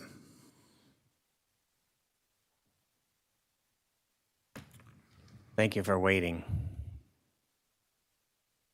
Thank you. My name is Rachel. Sorry, Rachel. I'm a little nervous. I wrote everything down. I'm a mother of 2, and I have been living in Beulah RV Resort since 2020. I bought a permanent structure, AKA camper with addition room, built over 15 years ago, that management approved me to live in. I have been paying yearly lot rent. They have all of a sudden decided to inform residents permanent structures are against county code after 30-plus years of approving these structures to be built. They gave us a notice back in November 2022 to tear down our structures, which makes most unlivable. And when we asked the office, they blamed it on the county and told us their attorneys are fighting to get us grandfathered in. August 31st of this year, the office staff put a 30-day eviction notice on some of the permanent structures, not all. It states we have to tear down the structures and vacate by October 1st, 2023. We are lower middle class families trying to survive, and majority are elderly that have lived there for 20-plus years on a fixed income. We will have to pay thousands of dollars to get our homes torn down and hauled away and lose every dime we used to buy our homes. Also, they have been signing illegal year leases. This same thing happened in 2006, 2007, and got swept under the rug. They continued to allow people to buy, build, and live in structures against county code. There are a few permanent structures that did not get a code violation from the county. Why is that? Why has the county and the RV resort allowed this to go on all this time? There has to be some kind of resolve to this that will not leave over 60-plus people homeless. 30 days is not enough time to find another affordable home, move out, tear down an entire home, or obtain an attorney, which we can't afford. Even if we did, it's like a flea fighting an 800-pound gorilla. There has to be some kind of moral responsibility when displacing over 60 people from their longtime homes. The main reason me and many others choose to live in Bulow is because it is affordable housing for us. On behalf of the residents of the RV resort, if there is anything you can do, please help us. We have nowhere else to turn. Thank you for your time. Thank you. Next speaker.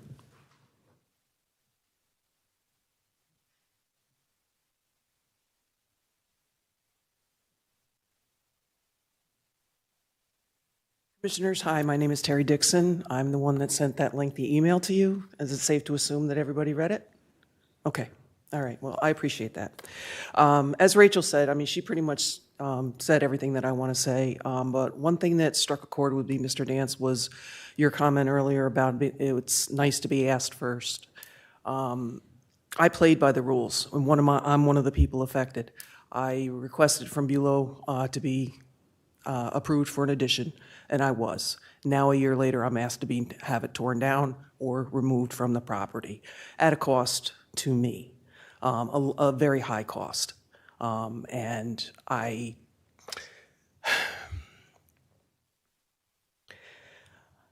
as a senior, I know I'm told I'm young looking for my age, but I am a senior citizen. And as Rachel reiterated earlier, we're here seeking help from our elected officials. I used Mr. Moylan to get public records. Your department's been very good to us, thank you. And now we're seeking your help, your assistance. There's just, the window for the blame game is over with. You know, the county blames Bulow, Bulow blames the county. That window is closed, and now it's survival mode for most of us. So I'm asking you for your help and your assistance in at least giving us additional time, getting us additional time to comply with Bulow's 30-day to vacate order. Just the logistics alone. In my particular property, I have an RV park model. I can't just hook it up to a to a truck. I can't just unplug an electrical plug from shore power. I can't just disconnect a sewer hose and tuck it neatly inside my RV. There's logistics. I have to hire an electrician to disconnect the electric. I have to hire a plumber. I have to hire a transportation company to move this property off their dirt, as our attorney, as the attorney referred to it as. That takes time. And I just feel like we are at a disadvantage because we are the group that got the first round of letters. And why aren't they just sending out a bunch of letters all at once? Why are some people who are fully aware that these letters are coming given the advantage of, I mean, granted, I mean, more power to them. You know, they know it's coming. They've got the time. Hopefully they're going to be better prepared. We are not, because we were the first round to get these letters. And I just feel like it's a major disadvantage, and we paid our rent, and we deserve a little bit more time to comply with the demand to move out. Thank you for your time. Thank you. Thank you.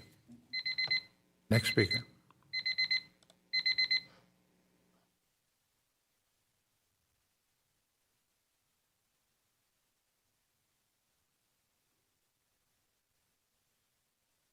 My name is Bill. I live in Bulow. I brought a trailer, a park model, from Bulow, from the corporation, with additions, porches, everything there. And now they want to throw me out. I have no money. I have nowhere to go. I'm on oxygen. Now what do we do? Nothing. Because the corporation doesn't want us. I don't know. Or the county says, you can't have these. Well, my building's been there for 20 years. I bought it from them 5 years ago. They never said nothing, never told us it was illegal. And now we say, everybody says it's illegal, and we gotta go. What do we do? Do I get to be homeless? We all get to be homeless now? Is that what our county wants for us? We just want help here. We want to keep what we have. We don't want to be thrown on the streets because Bulow said we could do what was done. And now we're going to be thrown in the streets. We just want some help. And I just hope you guys have it in your hearts to help us. And let us keep what we have. It cost us a lot of money that we didn't have, you know? Thank you. Thank you. Next speaker.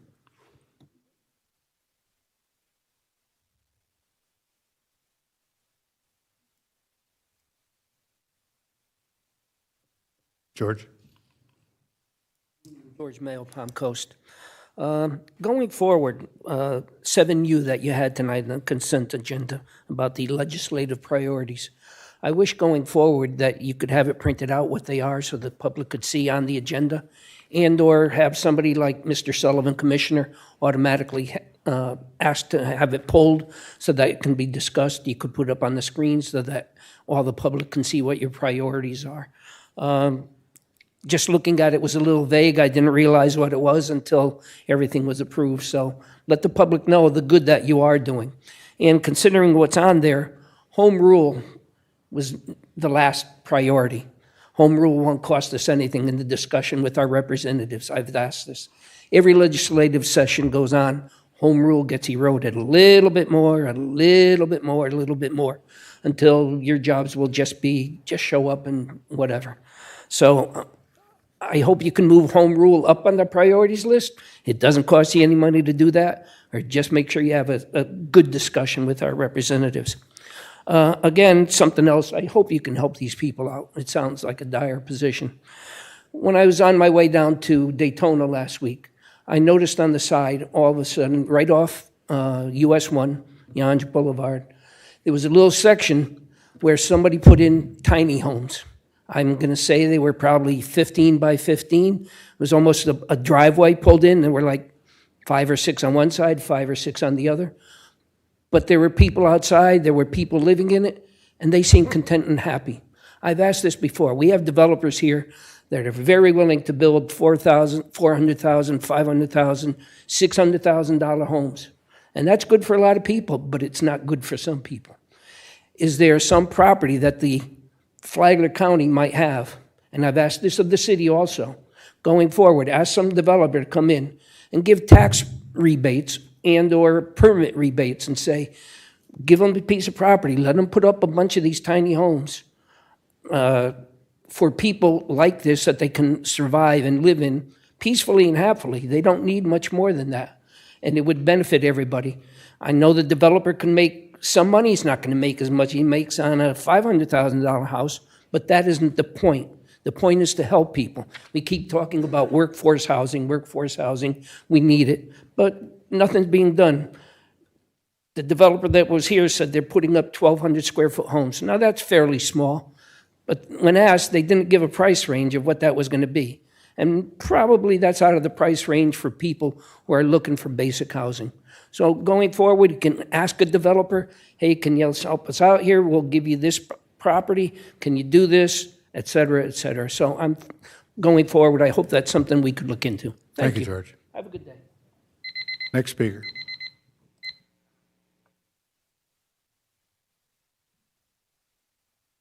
Seeing no one no one else come forward, I'll close public comment. Commissioners, your chance to speak. Mr. Sullivan. Right. There's a couple of issues going on with that Bulow place, manufactured homes. The developer obviously or the owners are putting pressure on the people, including the latest one I heard was they're not going to allow them to pay their rent or their lease payments except electronically. Like somebody who doesn't have a computer and that kind of thing, they're told they can't use checks or cash, and I think that could be a legal issue. I did want to say that we might want to hear from Sean just a little bit on this issue of the additions onto the units. This is an ongoing issue, Sean, and I'd be interested just where we are. Is there legal action going on this, or are we just kind of waiting for it to go? There were code cases that began around the holidays of last year or last fall. And the owner of the land, the code cases were against the landowner, not the tenants. The landowner asked for additional time to help bring the properties into compliance. And what the issue was, every property was different, but generally there were too many structures too close together, and it becomes a fire hazard. So there were code cases that were begun. They asked for additional time. I believe it was till October, and I suppose that's why it's coming to a head.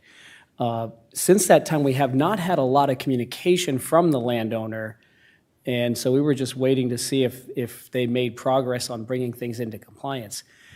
Certainly, we have nothing to do with non-renewing of leases. That's the landowner dealing with the landowner's tenants. The county has no role in that or jurisdiction, would never ask them to do such a thing. But that's the status. I know administration has today, perhaps in the last few days, tried to get in contact with the landowners to have a discussion, have a meeting to figure out where we're at, what we can do. So the letters that they're talking about, the 30-day letters, are coming from ownership? Yes, They're not or the coming from the management county. company on behalf of the owner. Right, Yes. so, well, hopefully something, is there a legal representation for so you're about the only legal representation that's involved right now? Okay. And then my other item, different subject, is big day tomorrow because the pedestrian bridge over 100 will have its official opening. It'll be at 3:30. You're all welcome to attend. I think in order to get there and get to the actual bridge, since there's not much parking, you need to go over to there's information on that. There's the shopping center over there where the furniture company is, just up the street, and they'll shuttle you over to the site. So that's it for me. I hope something can be done about Bulow, including maybe just I want to be careful what I say because before I say anything else, it seems like a terrible situation. We don't want people thrown out of their houses, so hopefully the ownership will come to some kind of conclusion. But my guess is they're saying the county rules are these, and therefore to bring it into compliance. But, so I want to be very careful saying anything more on it. Yeah. Mr. Dance. Thank you. Hold on a sec. Appreciate everybody coming and sending the email. At least it allowed me some time before the meeting to get with legal and do some, I think it's critically important that we try to, the county do what we can to assist. I don't know if it means delaying code enforcement action until we can have a discussion with the corporate entity, because if the code enforcement action is what's instigating this, then if we give time and put that off until after the new year or something, we can maybe have further discussions with the owner on how to rectify their situation. Seems to me to be, something that has potential. I don't want to speak out of turn. I know that's probably about the only thing we can do, because we just need an opportunity with corporate to speak and at least be another voice. Did you have, I don't want to put you guys on the spot, but I know this is ongoing, so I think, our goal is the life safety concerns and compliance with the development order. We were never out to punish anybody, right. And certainly that is we have sympathy for their situation. We just want to make sure that the structures are not in a dangerous position.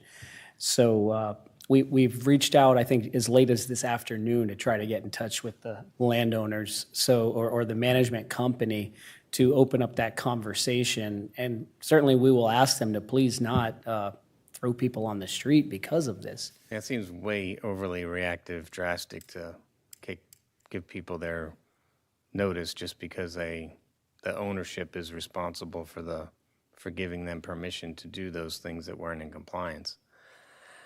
All right, I don't know if we will just stay in touch would be my best recommendation, and we'll see. For Mr. Mayo, I just wanted to address the comments about the last approval we did, which was the 35/40-foot lots. In that section, there was 2 approvals down in Hunter's Ridge, which is a development of regional impact that's been around for 20-plus years. There are sections that have already been designated for development. They've already preserved and put into conservation huge swaths of property that'll be, say, these are critical for water recharge and stuff. So it's is different, I think, than some of the rezonings that happen in happenstance. But this is an old regional development, and I think what we saw on the plat documents on the PUD is dimension. So even though the one table had the 35-foot, the actual dimensions, which we'll be able to check when they come back with the plat to make sure everything stayed true. And those are mastered to Commissioner Eric Hansen's points about stormwater drainage. It's all that's part of the master plan, is how all those drainage areas interact. The engineer's the best person to talk to about what the 100-year storm means, and it's interconnected with all of the other wetland systems that are in there. So, but you're right, we have seen master developed areas where streets have flooded, and usually it's because of lack of maintenance in those structures. But I'm getting off topic, but I just wanted to let you know that there's thoughts into the reviews here. The board will be looking at some options from the River to Sea TPO on expanding Flagler County, their area. We have a very limited area that's covered by the TPO right now, but with the growth expansion of Flagler County's population, we're faced with a couple of options for an incremental increase or covering the whole county.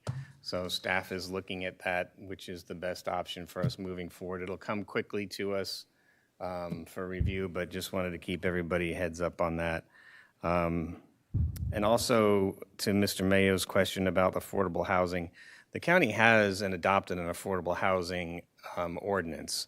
It allows flexibility for all kinds of options in land development for anybody interested to come in with tiny homes with all kinds of different. It's wide open, basically. It's a wide open PUD, and we haven't had anybody bring us those yet, but it's there as a potential. And I would ask you to reach back to the county about the Affordable Housing Committee that I'm on, that is required by statute, and then the sole purpose is for the county to look at ways to enhance for affordable housing. It's a public meeting. You can you can Zoom in. You don't have to come in person, but it is through the actions of the Affordable Housing Committee that the county submits vacant land. So we have a list of county vacant land that is available for affordable housing. It's not extensive, but it's required by state. So I just thought I'd bring some of those issues you raised to you. Well, additionally, the law that was just passed opens that up to even light commercial lots could be added to the list. There's big changes going on right now. It could. The biggest problem with that law that was passed is there are a lot of legal questions that need to be worked out. Yeah, it's brand new. Because there's money, there's a lot of money associated with it, but actually the legal questions need to get sorted out. I just think it's important your questions are the same that a ton of residents have about affordable housing. So it's one opportunity from the dais to be able to clarify some of that. So thank you. That's all. Thank you, Andy. Ms. Pennington? Well, first I'll start with Bulow. So in researching Bulow, I was surprised to find that it had been a known issue for 16 years to the county, and here we are. I would implore Ms. Petito and staff to work above and beyond for these folks, to have a sensible resolution. You know, we've summoned the wind, and now they're reaping the whirlwind of it. So I would hope that for your benefit, that things are resolved amicably. And I feel horrible that you're facing this at this time. The other thing is, I have been here almost a year, and I have survived budget season, my first budget season, and I just wanted to thank everybody on the board. I've learned a lot this season, and I appreciate everybody, and I love how we've been a very good board. We've gotten along good this year, and I'm looking forward to next season of it, and having some deeper discussions on things we got into, like economic development, lazy assets, things that we need to get cut loose, and so we can continue to drive down the millage rate. So I'm looking forward to doing that while we're still together. Thank you. Mr. O'Brien? I've been traveling for a few days, so I'm at a loss on this issue with Bulow. I did not see the email, and I'm just learning about it and trying to understand things today. And, you know, it's not an easy issue. I've had personal experience with some other similar type parks with, like Holiday Travel Park, and I think the fire chief will tell you that you know, our main concern on this is always about public safety and making sure that we don't, you know, we're through the code system that we protect property and people. That's obviously the main objective. I don't know all the facts. I don't know all the details. I can promise you that I will look into it over the next couple of days and get myself up to speed and you know, do what I can to see that, and to make sure that we do, you know, try to work with all parties to do the right thing, because your tales are concerning, your stories are concerning, and I will definitely get on the ball on that. And you know, to Commissioner Dance's point, if there's a way we can work through some forbearance on the code system, as long as you know, again, the fire chief's okay with that from a public safety standpoint, to get to a longer term resolution, then I would be in favor of that, and hopefully we'll get to that. So, other than that, I don't have anything else, Mr. Chair. Thank you. Thank you. Anything else? Last shot. I have nothing, so I'll entertain a motion to adjourn. Motion to adjourn. We're adjourned. Thank you, everybody. Thank you for coming tonight. Andy, sometime if we can,